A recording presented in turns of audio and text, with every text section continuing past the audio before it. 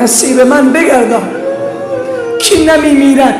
هیچ کس پیش از مرگ خود نمی میرد، همه به مرگ خود می میرن. ولی دعا کن، من دعای من است که یا الله مرا شهید در راه خودت بگردان، مرا شهید در دین خودت بگردان. از پشت سر به عمر حمله میکنن، به شانه عمر به اون خنجر میزند. حضرت عمر هنوز دستای خود را باز نکرده و پیشگاه الله استاده است. خنجر دیگر میزند، 6 تا خنجر به عمر میزند تا عمر به زمین میافتد. اون وقت حضرت عمر هنوز به زمین افتاده است، کسی از جای خود تکان نمیخورد.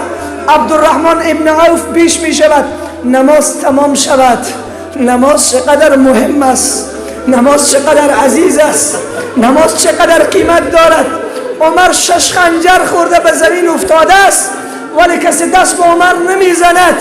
نزدیک می شود، عبدالرحمن ابن عوف در محراب استاده می شود تا نماز تمام شود. این ابو لولو می خواهد از صف بیرون شود، ولی صف اصحاب پیامبر مانند ستونهای آهنی بود. بسیار صف محکمی می گرفتند. 13 نفر دیگر را به خنجر می زند تا از صفها بیرون شود. 7 نفر دیگر هم به جنت فرستاده می شود.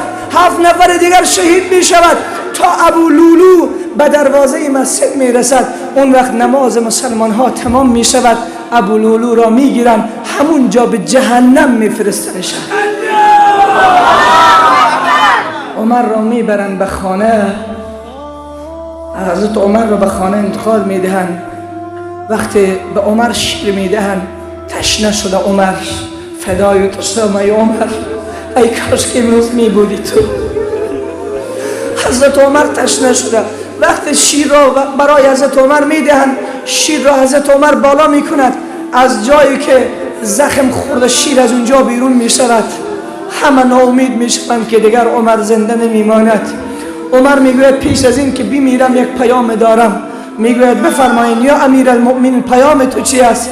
می گوید برویم به حضرت عایشه سلام برسانیم، به مادرمان سلام برسانیم، پیش عایشه برویم.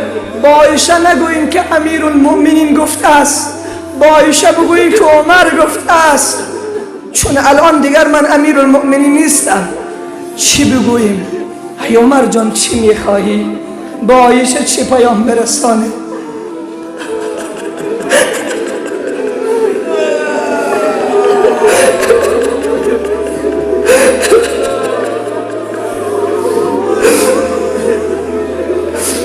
ای عمر با عایشه چی پیام برسانیم؟